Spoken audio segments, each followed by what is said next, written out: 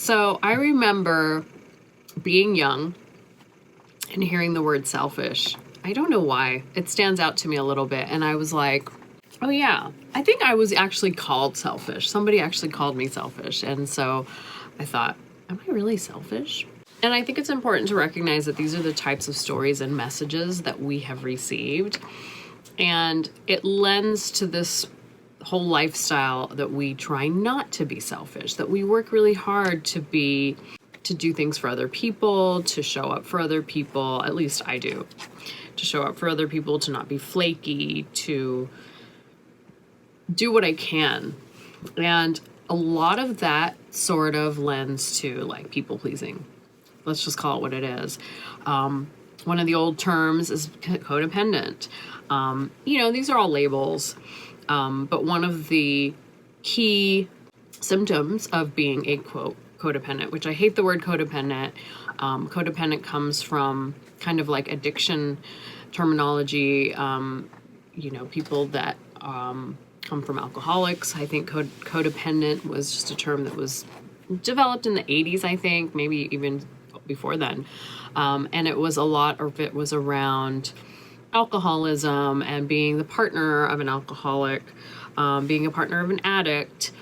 And you don't have to be an alcoholic.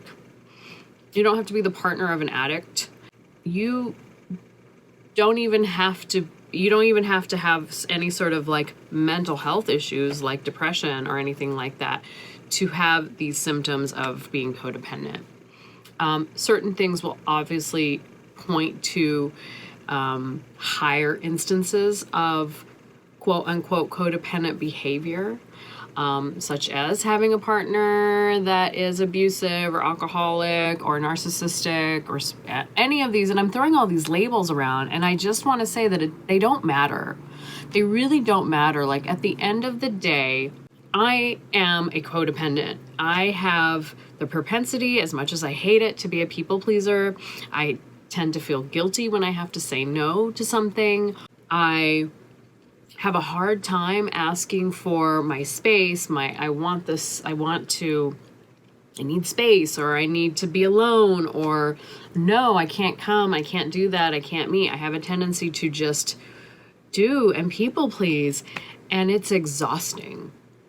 And it's gotten me in so many predicaments in my life where I'm like scheduled to do something and I don't want to freaking go.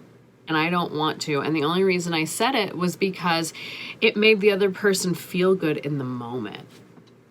Or so I thought. It was going to make them feel good. Or they kept asking me to do something. And so I was like, okay, yeah, I'll do it. And then I'll go above and beyond. I'll do the next level. I'll even buy the tickets to do that thing.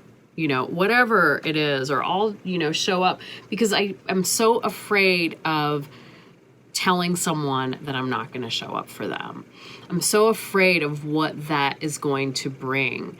And the sad thing about it is, here in my office, this is where I am, this is my therapy office, there's my couch, my books.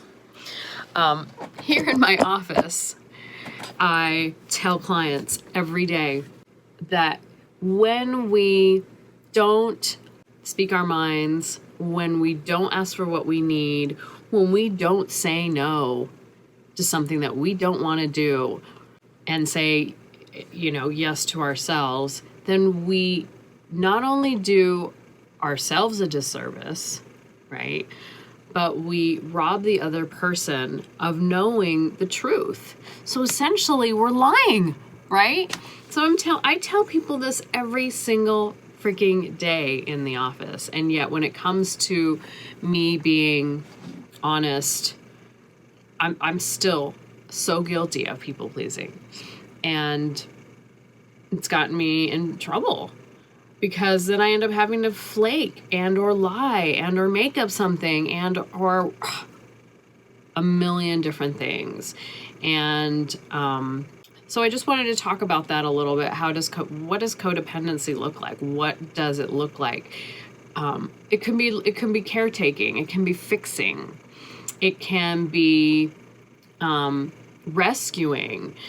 All of these things are examples of what it means to be a codependent, so to speak. So I'm going to put a link to a quiz down below. Again, when you take this quiz, I just encourage you not to just kind of cross the word codependent out, and look at how this type of behavior shows up in your life. Maybe you're great at having boundaries. I think that a lot of people are better. I think that, and I hate to be gendered about it, but I think a lot of men are better at having boundaries. But it depends on what kind of man. If you're a white, cisgendered, heterosexual male, it's going to be easier for you because you don't have to please anyone, because you get everything you want. And you may not realize that or know that, but you do. But if you're like a trans person or a gay person or a person of color or a woman, you're going to have a little bit more pressure.